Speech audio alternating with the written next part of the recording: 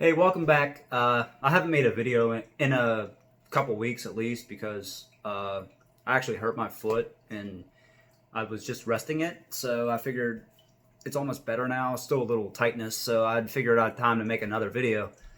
And now I'm going to be talking about my favorite ever horror franchise and my favorite franchise in general, Friday the 13th.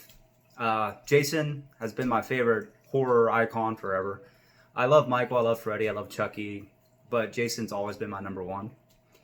And this whole thing with this uh, Sean Cunningham and Victor Miller lawsuit is really a bummer. We need at least one more film because that would make 13 for 13th. But with all the rights, like Jason might not be able to be involved, or they can only release Friday the 13th in Europe or whatnot. It's a bunch of bullshit. So that's for a different video. If you want to look into it, go ahead. But here I'm just going to rank all my favorite albums, and I'll throw in a couple extra things I want to show at the end. So let's get started.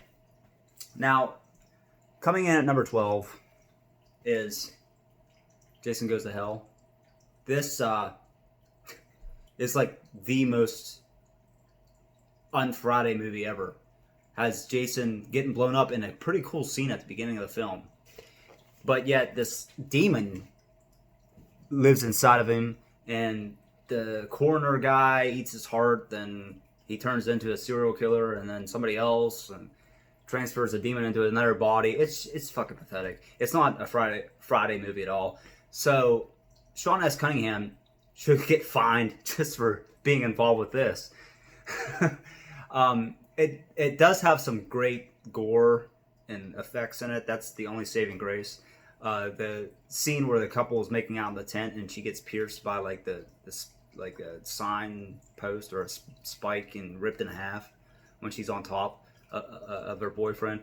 That is an amazing scene, kill scene. But other than that, and the ending is pretty iconic because you know that Freddy Glove comes up and grabs Jason's mask and takes it down to hell.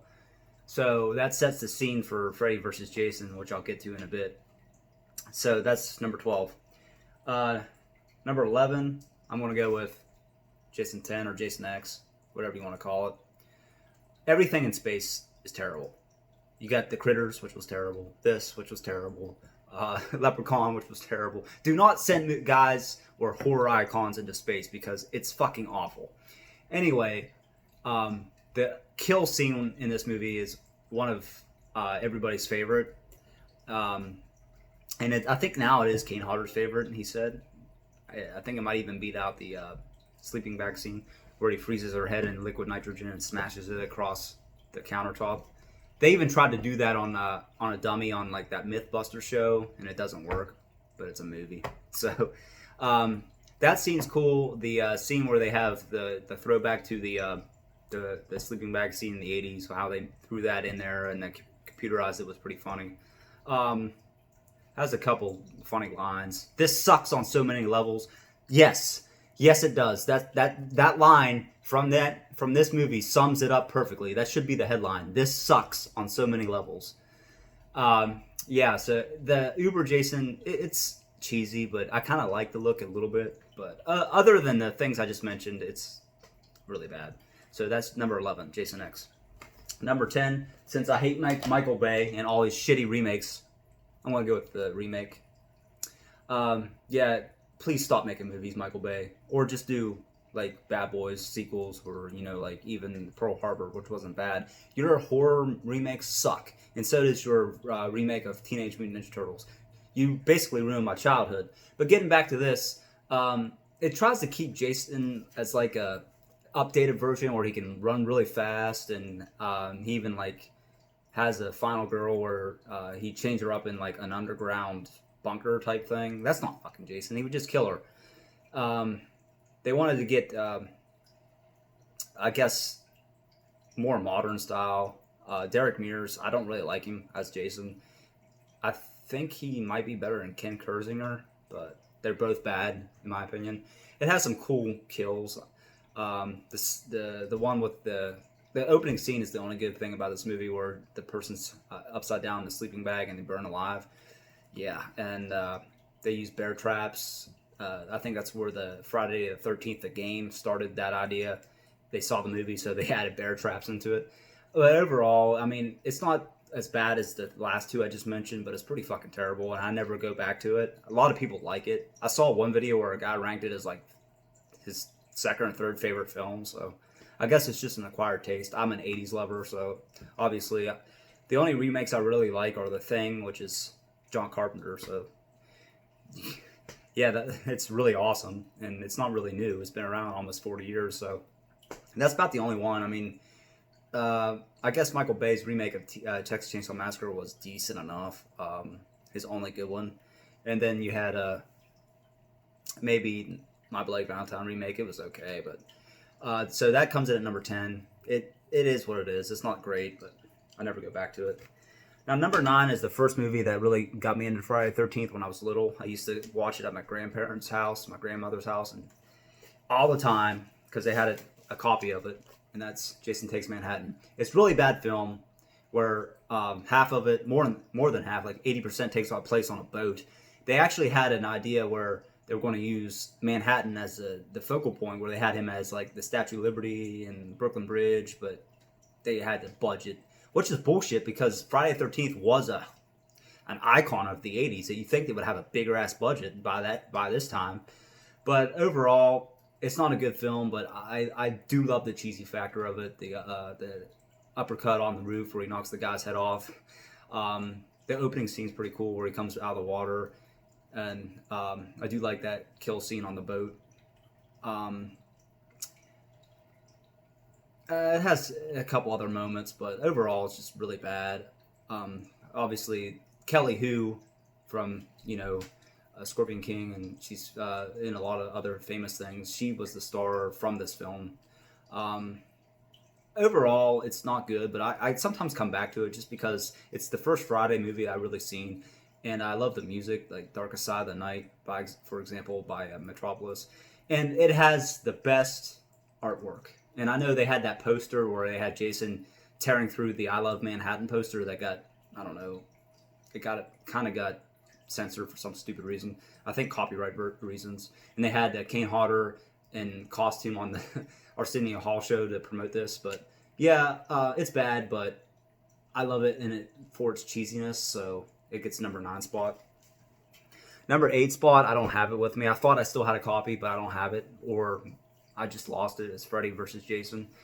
It could be switched with Jason Takes Manhattan because I prefer watching that more, but Freddy vs. Jason is a better film overall. Ronnie Yu, same guy that directed Bride of Chucky, which is a decent film, but it's just the same thing here. It doesn't live up to its potential. But what makes it good is, Robert Englund, obviously, he's perfect. They spent too much time fighting back and forth and never using the manipulation of Jason enough in that movie, in my opinion. But it has a cool kill toward the beginning when the guy's in the bed and he just shows up, Jason, and stabs him like 20 times, well, more like 10 times with the machete, and then folds the bed out. That's a really cool scene when he just starts hacking people on fire in the cornfield, just kills a bunch of people. It's so cheesy, but I like that scene, and I like the scene with Freddy and how he turns into like the stoner bug, like worm thing, and he kills the stoner guy. It's pretty cool. And then the battle's pretty epic, but it just drags on too much, and they spent too much time just of those two fighting back and forth, where they should have focused more on manipulation and more of a partnership. But overall, it's not a bad film, but I never go back to it. So that's number 8. Number 7 is going to piss a lot of people off because it's also usually high up on people's lists. But I still love the film. It's just I like the other ones a little bit more, and that's Part 3. I probably would love this more if I actually seen. Surprisingly, I haven't seen it in 3D because I don't have a 3D television and I wasn't alive to see it in 3D. I know it's cheesy compared to 3D effects now, but I really want to see this in 3D because it would I would probably love it and push the ranking up even more. But to me, it's just not as good as the first two. We get the iconic Jason mask from Shelley in this third entry, which who knows what it was going to become. It was actually a Detroit goalie mask. I found that out on the documentary. And they had some cool kills. The opening scene's not too bad when the couple are fighting. But the spear gun through the eyeball is my favorite from the film. It's pretty cool. And of course, the guy walking across his hands getting chopped in half. And when they show him up on the rafters, that's really cool. So it has two really good kill scenes. I just don't really go back to it that much. I don't really like Dana Kimmel as the final girl too much. And without seeing it in 3D, the ending is pretty... I don't know. I mean, I see what they were going for, but to have the mother come out of the lake and, you know, she's just going insane, it just wasn't that great to me. But overall, it's still a classic Friday film, so that's number 7. Number 6 is my most underrated film, and I always said it was not bad. It's in the middle of the pack, and that's A New Beginning.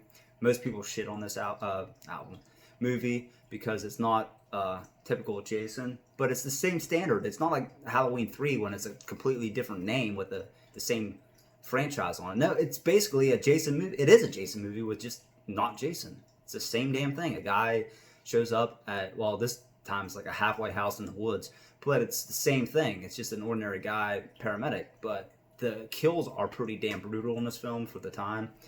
And Danny Steinman, who also directed, what was it, The Unseen, I think is what it was, under a different name. He was in porn directing for a while, so that's why there's a lot of tits shots, and it's very gratuitous. But the kill scenes are great. You know, the belt wrapped around the guy's head and tightening the belt across his head on the tree. That was pretty sweet. The girl with that garden shears in her eyeballs right before that. That was great. So that has a lot of kills. I think it's like 20 something. And I kind of dig Melanie Kinnaman as a final girl. I thought she was really good. And yeah, it's funny because you get like the Miguel Nunez with the damn these enchiladas and singing and getting speared after he takes a shit in the outhouse. It is what it is. John Shepard kind of sucks as Tommy Jarvis, though. I could see why he stopped acting. He wasn't that good. He was signed on for part 6, him and Melanie, but since he dropped out, she decided to drop out. Probably a good thing because part 6 is amazing, but part 5 is really underrated. I suggest you watch it again. Just give it a shot. I mean, it has some of the best kills in the series, so that gets my halfway, like, between good and bad. I always thought it was in the halfway list, so check it out. Number 5. This could flop with the last one, but I'm going to go with New Blood. Maybe a lot of people don't put it this high, but I thought the performance from Kane Hodder was really good. I mean, this is his first time with Jason, and of course had the guy that he just died last year. Oh man, they did the, what was his name? It's eluding me right now.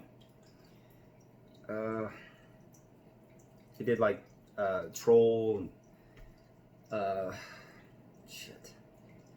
John Carl Buechler. He directed it, and the MPAA. That's the only problem with these 80s films is they always cut everything. Like when the dad comes up at the end, he's in the same basically basic form, human form.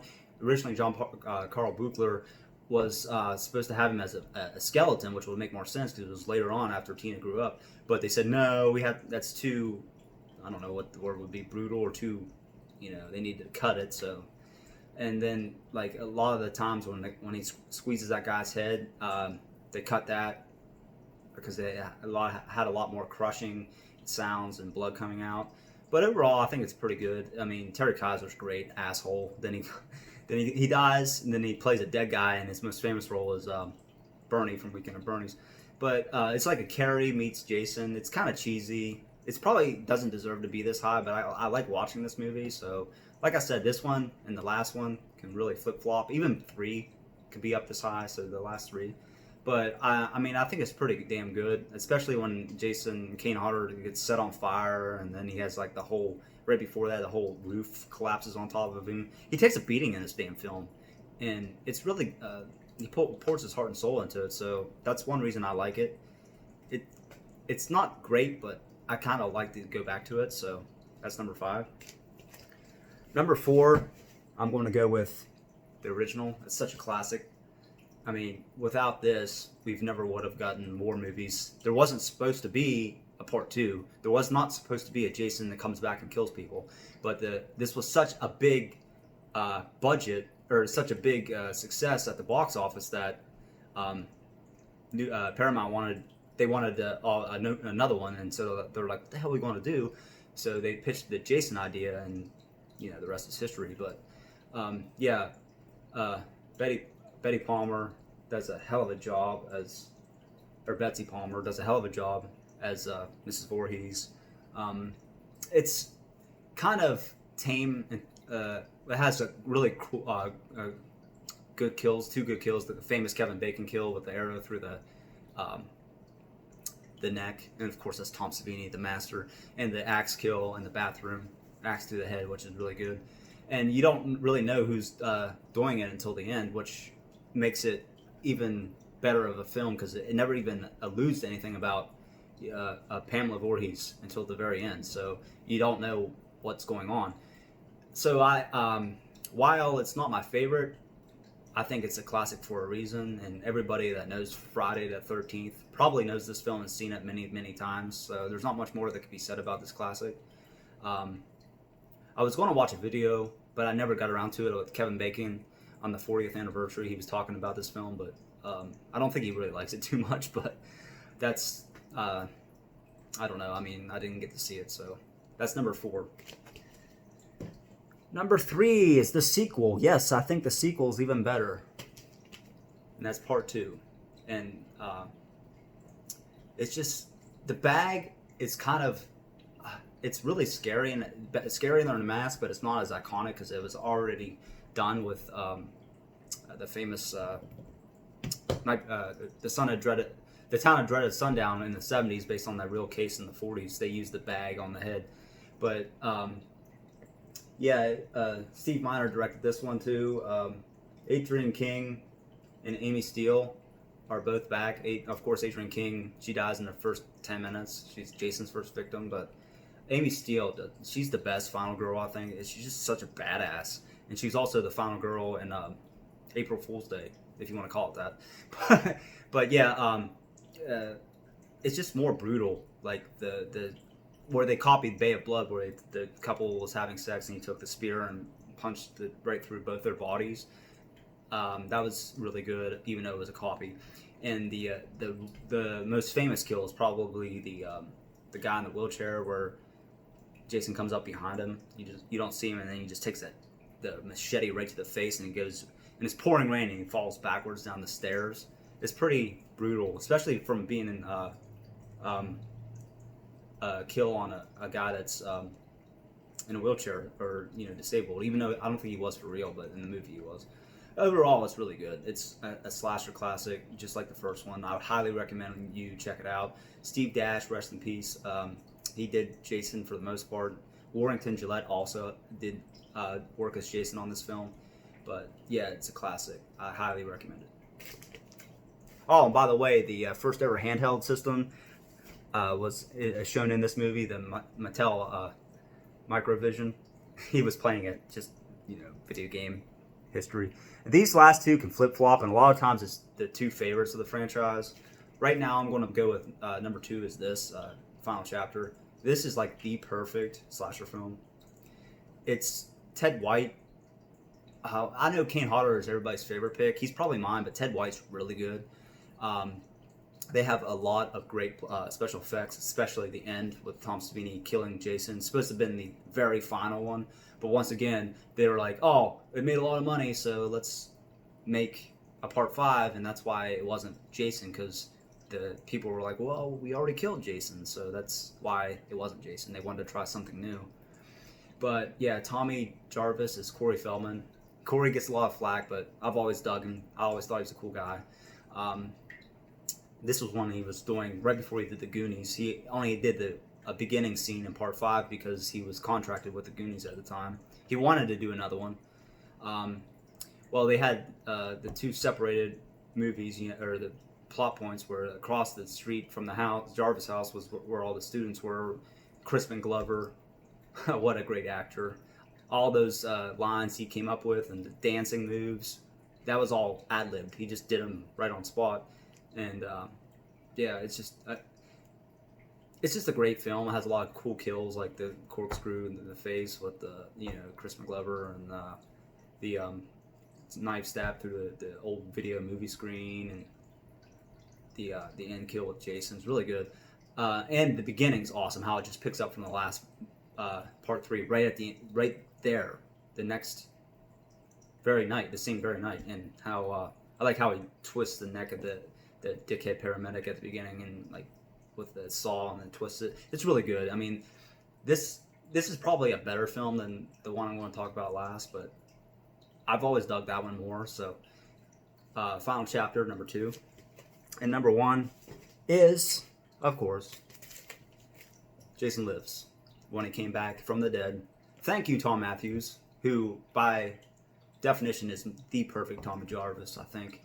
And Tom McLaughlin that directed this, he has a script written already for the new Jason film, if they ever are able to settle rights, because he has it taking place in the wintertime. I think it's an all-girl cast. I don't know how that's going to be, I doubt it ever happens, but I think if anybody can make it good, it's going to be Tom McLaughlin, because he just did a great job on this film. It's the only one without any nudity, and it has children in the main part of the film, because they were at the camp. And he's a big rocker, metalhead, so shout out to Tom. And the beginning was where Jason comes back to life. And the first person he kills after Hawes is, of course, another famous to-be actor, Tony Goldwyn. So that's where he got his start, was in Jason Lives. And they actually filmed the scene where the paintball scene with the different Jason, and they kept it. Well, it wasn't C.J. Graham originally. It was Dan Bradley, I think was his name. But for some reason in the studio was like, I don't like that Jason, so he had to fire him and then brought C.J. in, which also, like Ted White, did a fucking amazing job as Jason. Is a great Jason, and it just has a lot of my favorite. It's comedy, has a lot of my favorite scenes, like the RV scene and Tom Fridley with the John Travolta's nephew. What are you doing back there, taking a dump?